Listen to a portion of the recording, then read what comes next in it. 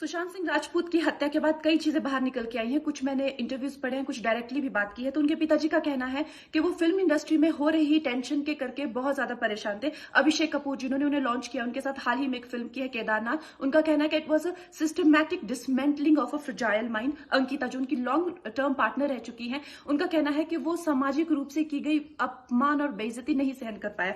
तो अब मैं आपको बताऊंगी कि मूवी माफिया ने ना कि सिर्फ उनको बैन किया था, सिस्टमैटिक डिसमेंटलिंग कैसे कतरा कतरा करके उनका दिमाग तोड़ा गया है, उनको मारा गया है।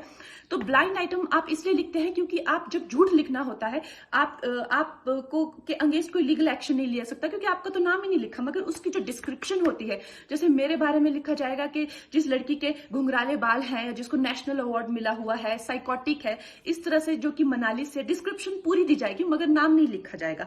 23 अगस्त 2017 को बॉलीवुड लाइव सुशांत के बारे में लिखता है कि वो जब भी सेक्स करता है तो सिर्फ अपने ही गाने सुनता है, वो सबसे बड़ा नार्सिसिस्ट है।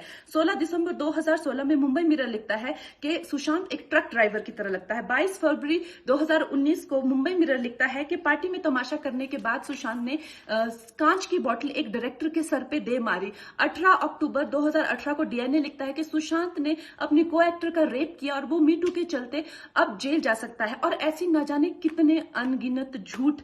और ये जो बुद्धिजीवी जर्नलिस्ट हैं, ये जो चील कौए गिद्ध हैं जो मूवी माफिया के पाले हुए हैं, ये इसको मेंटल इमोशनल साइकोलॉजिकल लिंचिंग को जर्नलिज्म कहते हैं। मेरे बारे में आज तक जो भी कहा गया मैंने कुछ नहीं कहा, लेकिन जब एक स्वतंत्रता सेनानी के खिलाफ गंदगी लिखी गई, मैंने उस जर्नलिस्ट को कॉन्फ्रंट किया। आपको पता है उसी रात 4 सीनियर जर्नलिस्ट ने मेरे खिलाफ एक गिल्ड बनाई। ऐलान किया गया कि इसकी फिल्म को बैन किया जाए, फ्लॉप किया जाए।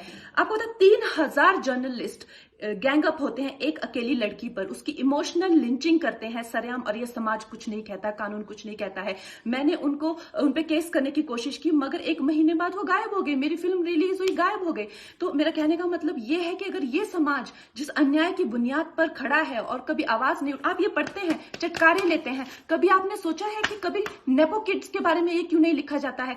तो ये अन्याय का फंदा किसी दिन आपके बच्चों के गले में लटका मिलेगा, आपके गले में लटका मिलेगा। इसलिए जब तालियां बजेगी और सीटियां बजेगी तब आपको पता चलेगा कि क्या गुजरती होगी।